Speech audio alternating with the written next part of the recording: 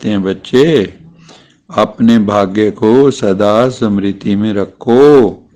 होता क्या है, सोचते हो हाँ मेरा भाग्य तो बहुत ऊंचा है, लेकिन सोचना स्वरूप बनते हो, स्मृति स्वरूप नहीं बनते हो। बाबा ने अलग किया, एक है सोचना स्वरूप, सिर्फ सोचते हो और फिर भूल भी जाते हो। एक है स्मृति स्वरूप, आपकी स्मृति में, यादाश्त में, गहरे में चला गया, आपकी आत्मा में गहरे में उतर गया, वो है स्मृति स्वरूप।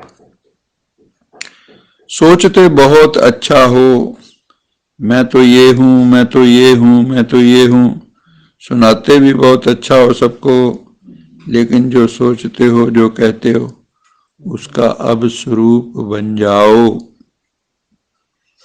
स्वरूप बनने में कमी पड़ जाती है, हर बात का स्वरूप बन जाओ। जो सोचो वो स्वरूप भी अनुभव करो। सबसे बड़े से बड़ा है अनुभवी मूर्त बनना, ज्ञान के एक एक पॉइंट का अनुभव करना, उसके रस में डूबना। अनादि काल में जब परम धाम में हैं तो सोचना स्वरूप नहीं, स्मृति स्वरूप है। मैं आत्मा हूं, मैं आत्मा हूं। देवताओं को तो ये होता है ना भी मैं शरीर नहीं हूं, ये बोध है। परमात्मा का पता नहीं है देवताओं को कि परमात्मा भी कोई है, लेकिन उनको इतना नेचुरल, वो जैसे हम नेचुरल यहाँ बॉडी कॉन्शियस हैं, वो नेचुरल वहाँ सोल कॉन्शियस है। लेकिन उनको ये याद नहीं करना पड़ता मैं आत्मा हूँ, मैं आत्मा हूँ।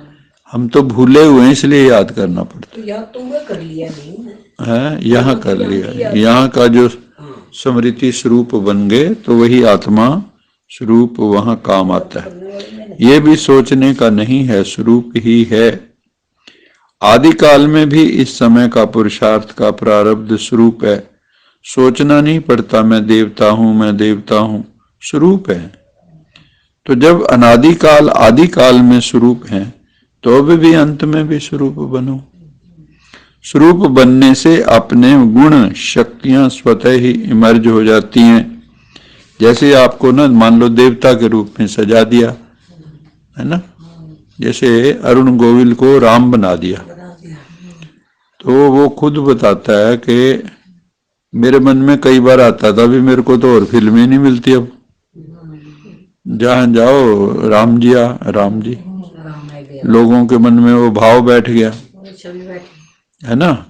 तो जो राम का पार्ट जिसने मान लो जूठा भी बजाया, उसके वो भी जो है उसके अंदर भी वो चीजें आने लगी। ऐसी बाबा कहते हैं तुम अगर ये सोचो मैं देवता हूं अथवा फरिश्ता हूं तो आप में वो लक्षण आने लगेंगे, है ना।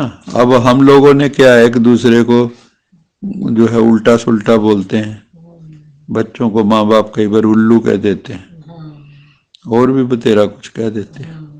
तो कहते ठीक है अभी आपने उल्लू कहा मैं बन गया, जैसा आप चाहते हो वैसा बन गया मैं। अब उनको कहो भी तुम देवता जैसे हो, तुम बहुत अच्छे हो, तुम बहुत अच्छे हो। हमने ट्रेन में एक औरत देखी थी, छोटा सा बच्चा था, उसको आप करके बुला रही थी, जैसे रॉयल फैमिली के होते हैं, है ना। यहाँ तो तू तड़ाक चलता है, तो फिर आगे से भी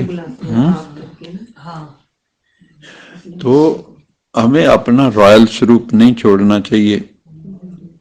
स्वरूप बनने से अपने गुण शक्तियां स्वतः इमर्ज हो जाती हैं। जैसे कोई भी ऑक्यूपेशन वाले जब अपनी सीट पर सेट होते हैं तो ऑक्यूपेशन के गुण करते हुए ऑटोमेटिकली इमर्ज होते हैं। वही व्यक्ति घर पे होता है, मान लो कर्नल है, तो घर पे आके छोटे बच्चे के साथ वो भी करेगा है ना, उसको खिलाने लगा, छोटा बच्चा बन जाएगा। और वहां जैसे अपनी कुर्सी पे जाके बैठेगा तो कर्नल जागृत हो जाएगा, वही स्वरूप जाग जाएगा उसका। तो यही बाबा कह रहे हैं कि अगर तुम स्वरूप में स्थित हो जाओगे तो तुम्हारे वो लक्षण अपने आप ही इमर्ज हो जाएंगे। ऐसे आप सदा स्वरूप के सीट पर सेट रहो। तो हर गुण शक्ति हर प्रकार का नशा स्वतः ही इमर्ज होगा, मेहनत नहीं करनी पड़ेगी। इसको कहा जाता है ब्राह्मणपन का नेचुरल नेचर, जिसमें और सब अनेक जन्मों की नेचर समाप्त हो जाती है। ब्राह्मण जीवन की नेचुरल नेचर है ही गुण स्वरूप, सर्वशक्ति स्वरूप, और जो पुरानी नेचर्स हैं वो ब्राह्मण जीवन की नेचर नहीं है। जब तक ज्ञान में नहीं आए तो टोटल कलयुगी हैं हम, अब संगम युगी हैं, अब थोड़ा मिक्सचर है, कुछ कलयुग कुछ सतयुग, आई समझे। लेकिन जा कहाँ रहे हैं, सतयुग की तरह। तो जितने सतयुग के निकट पहुंचेंगे उतने सतयुगी संस्कार ज्यादा इमर्ज हो जाएंगे, और जितने कलयुग में ज्यादा रहेंगे तो कलयुगी संस्कार ज्यादा होंगे। तो बाबा कहते ऐसे हो कि मेरी नेचर ही ऐसी है। लेकिन कौन बोलता है मेरी नेचर, ब्राह्मण या क्षत्रिय? वह पास्ट जन्म के स्मृति स्वरूप आत्मा बोलती है। ब्राह्मणों की नेचर जो ब्रह्मा बाप की नेचर, वही ब्राह्मणों की नेचर।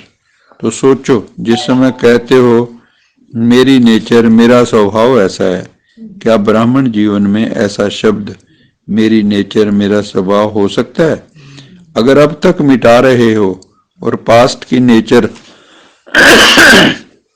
अगर इमर्ज हो जाती है पास्ट की नेचर, तो समझना चाहिए इस समय मैं ब्राह्मण नहीं हूं, क्षत्रिय हूं, युद्ध कर रहा हूं, है ना, विषय विकारों को मिटाने की।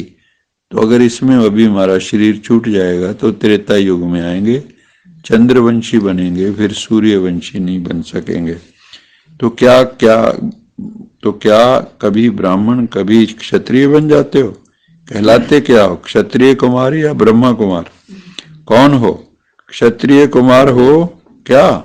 ब्रह्मा कुमार ब्रह्मा कुमारियां हो ना, दूसरा नाम तो है ही नहीं। कोई को ऐसे बुलाते हो कि हे क्षत्रिय कुमार इधर आना? ऐसे बुलाते हो किसी को या बोलते हो? अपने भी कोई भी कहते हो मैं ब्रह्मा कुमार नहीं हूं, मैं क्षत्रिय कुमार हूं, ऐसे कभी बोलते हो? तो ब्राह्मण अर्थात जो ब्रह्मा बाप की नेचर, वो ब्राह्मणों की नेचर। ये शब्द अभी कभी नहीं बोलना, गलती से भी नहीं बोलना, ना सोचना क्या करूं मेरी नेचर ऐसी है। कई कहते हैं ना मैं क्या करूं मेरा तो नेचर ही गुस्से वाला है। बाबा कहता है वो अपनी ओरिजिनल नेचर याद करो ना, शांत स्वरूप आनंद स्वरूप प्रेम स्वरूप वाली, वो है असली नेचर तुम्हारी। ये तो नकली है, ओढ़ी हुई है, ये ओरिजिनल थोड़ी है। ये बहानेबाजी है, ये कहना भी अपने को छुड़ाने का बहाना है। नया जन्म हुआ, नए जन्म में पुरानी नेचर पुराना स्वभाव कहां से मर्ज होता? तो पूरे मरे नहीं हैं बच्चे, पूरे अभी मरे नहीं हैं, थोड़ा जिंदा हैं थोड़ा मरे हैं। क्या? ब्राह्मण जीवन अर्थात जो ब्रह्मा बाप का हर कदम है वो ब्राह्मणों का कदम हो। बाकी कल पढ़ेंगे।